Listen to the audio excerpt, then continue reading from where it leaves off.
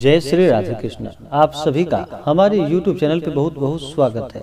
आइए आज जानते हैं वर्ष 2021 मार्गशीर्ष यानी कि अग्रहण माह के शुक्ल पक्ष प्रदोष व्रत के शुभ मुहूर्त, महत्व, पूजन विधि के बारे में। प्रदोष का व्रत यह हर माह के कृष्ण पक्ष और शुक्ल पक्ष की त्रयोदशी तिथि के दिन प्रदोष का व्रत किया जाता है और जिस दिन प्रदोष व्रत होता है उस दिन के नाम से उस व्रत को जाना जाता है। प्रदोष का व्रत यह सभी प्रकार के पापों को नष्ट करने वाला तथा सुख समृद्धि को प्रदान करने वाला है। प्रदोष व्रत में प्रदोष काल के समय में भगवान शिव माता पार्वती का पूजन किया जाता है। शास्त्रों के अनुसार प्रदोष व्रत को रखने से 2 गायों को दान करने के समान पुण्य फलों की प्राप्ति होती है। प्रदोष का व्रत भगवान शिव की कृपा प्राप्ति के लिए यह बड़ा ही उत्तम व्रत माना जाता है। व्यक्ति जन्म जन्मांतर के फेरों से निकलकर मोक्ष मार्ग पर आगे बढ़ता है और उसे अंत समय में उत्तम लोक की प्राप्ति होती है।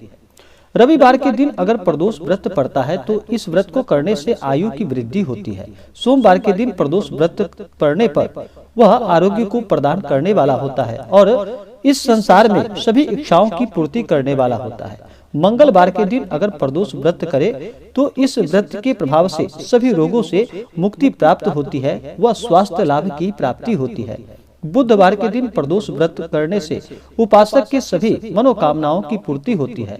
गुरुवार के दिन प्रदोष व्रत करे तो गुरुवार प्रदोष व्रत से शत्रुओं का विनाश होता है। शुक्रवार के दिन अगर प्रदोष व्रत हो तो इस व्रत को करने से सौभाग्य और दाम्पत्य जीवन की सुख शांति के लिए शुक्रवार का प्रदोष व्रत किया जाता है। संतान की प्राप्ति की कामना अगर हो तो शनिवार के दिन प्रदोष व्रत पड़े उसको करना चाहिए।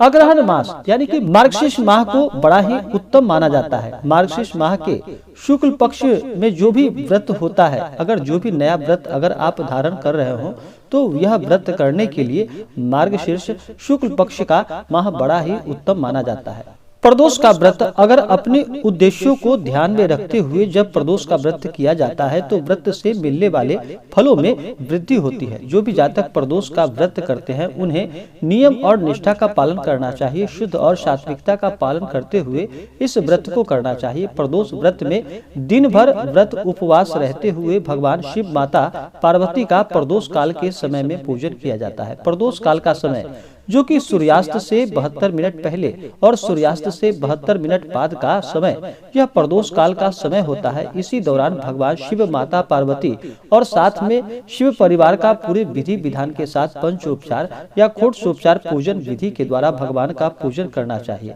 व्यक्ति को कम से कम 11 या 26 त्रयोदशी का व्रत रखना चाहिए और उसके बाद फिर इस व्रत का अगर करने का इच्छा हो तो आप जब तक इच्छा हो तब तक आप व्रत को धारण कर सकते हैं। नहीं तो फिर 11 और 26 प्रदोष व्रत करने के बाद अगर आपकी इच्छा न हो तो आप इस व्रत का उद्यापन भी कर सकते हैं। व्रत का उद्यापन त्रयोदशी तिथि के दिन ही करना चाहिए। उद्यापन से एक दिन पूर्व भगवान श्री गणेश का पूजन किया जाता है। पूर्व रात्रि में कीर्तन करते हुए जागरण किया जाता है और फिर अगले दिन जाकर के सुबह प्रातः काल उठ करके नित्य क्रियाओं से निवृत्त हो करके गंगा नदी में या घर के जल में ही थोड़ा सा गंगा जल मिला करके स्नान करना चाहिए। शुद्ध वस्त्र धारण करके और फिर एक मंडप बना करके उस मंडप को वस्त्रों और रंगोली से सजाकर तैयार किया जाता है और इस दिन ओम उमा सहित शिवाय नमः इस मंत्र का जप करना चाहिए। 108 बार कम से कम जप करना चाहिए। उद्यापन के दिन ब्राह्मणों को बुला करके इस व्रत का पूरे विधि विधान के साथ उद्यापन करवाना चाहिए। हवन आदि का कार्य कराना चाहिए। इससे पुण्य फलों की प्राप्ति होती है। और फिर उद्यापन कराने के बाद या कोई भी व्रत अगर करते हैं तो अवश्य ही गरीबों को भोजन कराना चाहिए, ब्राह्मणों को भोजन कराना चाहिए और अपने श्रद्धा और सामर्थ्य के अनुसार दान और दक्षिणा देकर उनसे आशीर्वाद अवश्य ही लेनी चाहिए। प्रदोष का व्रत यह बड़ा ही उत्तम फलदायी माना जाता है। प्रदोष व्रत जो भी जातक करते हैं उन्हें चाहिए कि इस दिन मांस, मदिरा, लहसुन, प्याज आदि का बिल्कुल ही परित्याग कर दे। इस दिन अपने मन में किसी के प्रति ईर्ष्या या द्वेष का भाव ना लाए। शुद्ध और सात्विकता का पालन करें। महिलाओं का सदा ही सम्मान करना चाहिए। महिलाओं का कभी भी अपमान नहीं करना चाहिए। इससे माता अगर अपमान अगर आप करते हैं तो माता लक्ष्मी रुष्ट हो जाती है। इसलिए महिलाओं का सदा ही सम्मान करना चाहिए। अपने से बड़ों का सदा ही आदर और सम्मान करना चाहिए। अपने मन में क्रोध बिल्कुल भी नहीं करना चाहिए और और शुद्ध और सात्विकता का पालन करते हुए ही इस व्रत को करना चाहिए। इस दिन पूजन के लिए जो भी जातक पूजन करते हो प्रदोष व्रत का, वो त्रयोदशी तिथि के दिन प्रदोष काल से कुछ पूर्व ही स्नान करके और फिर सफेद वस्त्र धारण करना चाहिए। और भगवान शिव के मंदिर में अगर आप पूजन कर रहे हो तो मंदिर में, नहीं तो घर में अगर कर रहे हो तो घर में ही पूजन के लिए कुशा के आसन का प्रयोग करना चाहिए। भगवान के पूजन के लिए एक अच्छा सा जगह ले, उस जगह को अच्छे से पवित्र करके वहाँ पे एक चौकी लगाए। चौकी पे भगवान शिव के लिए सफेद वस्त्र और माता पार्वती के लिए लाल वस्त्र बिछा करके वहाँ पे भगवान शिव, माता पार्वती का फोटो या प्रतिमा रख करके पूरे विधि विधान के साथ पूजन करना चाहिए। किसी भी व्रत या पूजन में सबसे पहले भगवान गणेश का पूजन किया जाता है, तो सबसे पहले भगवान गणेश का पूजन कर लेना चाहिए। उसके बाद अगर दिन में पूजन हो तो सूर्यादि पंच देवता का पूजन करना चाहिए। रात्रि में अगर पूजन हो तो गणपत्यादि पंच देवता का पूजन करना चाहिए। नवग्रह इंद्रादि दस्तिपाल देवता का पूजन करना चाहिए। इसके बाद शिव परिवार का पूजन करना चाहिए। फिर भगवान शिव और माता पार्वती का पूरे विधि विधान के साथ पूजन करना चाहिए।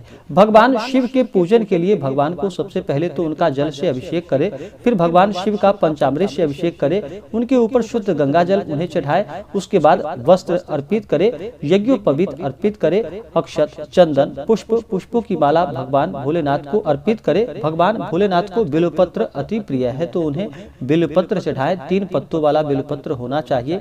बिल्वपत्र पे राम का नाम लिख ले या नमः शिवाय बिल्वपत्र पे लिख करके इस मंत्र का अगर जप करते हुए चढ़ाते हैं तो बड़ा ही लाभकारी होता है। मंत्र ओम त्रिदलम त्रिगुणाकारम त्रिनेत्रम च त्रिधायुधम त्रिजन्म पाप संहारम बिल्वपत्रम शिवार्पणम। अगर इस मंत्र के द्वारा भगवान शिव को बिल्वपत्र अर्पित करते हैं तो बिल्वपत्र चढ़ाने से 3 जन्मों के पाप भी नष्ट हो जाते हैं। तो सच्ची श्रद्धा के साथ भगवान भोलेनाथ को बिल्वपत्र अर्पित करे, उन्हें भांग धतूरा चढ़ाए, शमी पत्र भगवान भोलेनाथ को अर्पित करे, फिर धूप और दीप दिखाएं। अनेक प्रकार का नैवेद्य अपने श्रद्धा और सामर्थ्य के अनुसार भगवान भोलेनाथ को अर्पित करे। उसके बाद फिर द्रव्य दक्षिणा चढ़ाएं, फिर पुंगी फल तांबूल अर्पित करें। पुंगी फल जिसे कि सुपारी को पुंगी फल कहा जाता है और तांबूल यानी कि पान के पत्ते, पान पत्र को तांबूल कहा जाता है। तो भगवान को सुपारी और पान पत्र अर्पित करे। उसके बाद फिर इसी प्रकार से माता पार्वती का भी पूजन करे। माता पार्वती का जल से अभिषेक करे, उनका पंचामृत से अभिषेक करे, शुद्ध गंगा जल चढ़ाए, माता को लाल वस्त्र अर्पित करे, समस्त श्रृंगार की वस्तुएं माता पार्वती को अर्पित करे, फिर अक्षत, चंदन, पुष्पों की माला अर्पित करे। महिलाएं माता पार्वती को सिंदूर अर्पित करे, फिर धूप और दीप दिखाए। उसके बाद नैवेद्य अर्पित करे। उसके बाद द्रव्य और दक्षिणा चढ़ाए, पुंगी फल तांबूल अर्पित करे। इसके बाद फिर जिस दिन भी प्रदोष का व्रत हो उस दिन के प्रदोष व्रत का कथा श्रवण करे। उसके बाद फिर भगवान की आरती करे। प्रदोष व्रत का पारण फिर अगले दिन जाकर के सूर्योदय के बाद इस व्रत का पारण किया जाता है, इसका ध्यान रखें। तो आइए जानते हैं मार्गशीर्ष माह के शुक्ल पक्ष में पड़ रहा प्रदोष व्रत के शुभ मुहूर्त के बारे में। इस बार प्रदोष का व्रत जो कि 16 दिसंबर 2021 दिन गुरुवार को किया जाएगा। गुरुवार के दिन जो भी प्रदोष व्रत पड़ता है, इसे करने से शत्रुओं का विनाश होता है, सभी प्रकार के पाप नष्ट होते हैं और भगवान शिव की कृपा से सुख समृद्धि की प्राप्ति होती है। तो इस बार गुरुवार के दिन प्रदोष व्रत हो रहा है। प्रदोष व्रत त्रयोदशी तिथि के दिन किया जाता है। तो त्रयोदशी तिथि प्रारंभ समय 15 दिसंबर 2021 दिन बुधवार रात्रि 2:02 और त्रयोदशी तिथि की समाप्ति होगी 16 दिसंबर 2021 दिन गुरुवार को रात्रि 4:42 पे। इस दिन सूर्योदय सुबह 6:28 और सूर्यास्त शाम 5:02। योग इस दिन शिव योग जो कि सुबह 7:17 तक शिव योग है। उसके बाद फिर सिद्ध योग यानी कि बड़ा ही अच्छा स्थिर योग बन रहा है। इस दिन पूजन अगर करते हैं तो यह बड़ा ही लाभकारी होगा।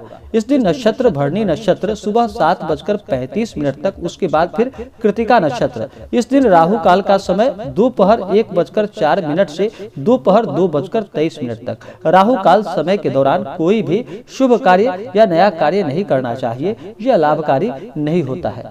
तो आशा करता हूं कि यह जानकारी आपको अच्छा लगा हो। ऐसे ही ज्ञानवर्धक जानकारियां प्राप्त करने के लिए हमारे इस चैनल को लाल बटन दबा करके सब्सक्राइब करें, साथ में बेल आइकन घंटी दबाएं ताकि मेरे वीडियो का नोटिफिकेशन आपके पास सबसे पहले पहुंचे। वीडियो को लाइक और अपने मित्रों तथा दोस्तों के साथ शेयर करें। सुखी रहें और स्वस्थ रहें। जय श्री राधे कृष्ण। धन्यवाद।